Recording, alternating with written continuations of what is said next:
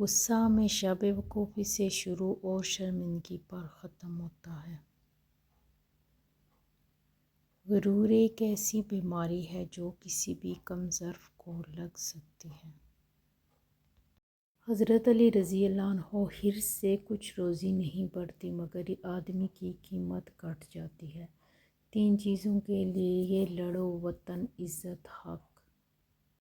نیک لوگ اپنے انجام سے خوف زدہ نہیں ہوتے۔ حضرت امام حسین رضی اللہ عنہ۔ تعلق اور ظرف کا پتہ تعلق کے بگڑنے پہ پتہ چلتا ہے۔ شک جس دروازے سے اندر آتا ہے، محبت اور اعتماد اسی دروازے سے باہر نکل جاتے ہیں۔ زندگی مسلسل جدوجہد اور جستجو کا نام ہے، کیونکہ اللہ ہر پرندے کو رزق دیتا ہے مگر اس کے گھونسلے میں نہیں ڈالتا۔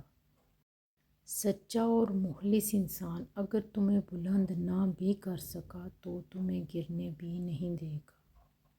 کچھ لوگ جب روتے ہیں تو اس لیے نہیں کہ وہ کمزور ہوتے ہیں بلکہ اس لیے کہ وہ مضبوط رہتے رہتے تھک جاتے ہیں۔ زندگی بہت خوبصورت ہے اگر امیدیں صرف اللہ سے وابستہ کر لیں۔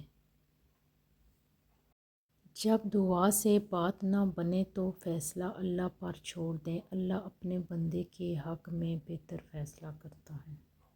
جو رات کے بعد صبح اور گرمی کے بعد ٹھنڈ دیتا ہے، وہیں خدا پریشانی کے بعد خوشی بھی دے گا۔ حضرت علی رضی اللہ عنہ۔ جب دعا کرتے وقت تمہاری آنکھوں سے آنسو آنے لگے تو سمجھ جانا تمہاری دعا بارگاہ الہی میں قبول ہو چکی ہے۔ کسی کو پانے کی تمنا مت کرو بلکہ اپنے آپ کو اس قابل بناؤ کہ لوگ تمہیں پانے کی تمنا کریں۔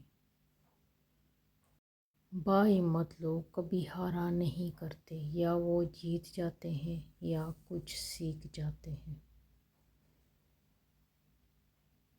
خوبصورت عمل انسان کی شخصیت بدل دیتا ہے اور خوبصورت اخلاق انسان کی زندگی۔ رسول اللہ صلی اللہ علیہ وسلم نے ارشاد فرمایا، اگر کوئی آدمی کھجور خیرات کر کے دوزخ سے بچ سکتا ہے تو اس کو چاہیے کہ اپنی جان کو دوزخ سے بچائے۔ تلخ لہجہ مت اپناؤ۔ کسی دانا کا قول ہے کہ کلاڑی بھول جاتی ہے مگر درخت یاد رکھتا ہے۔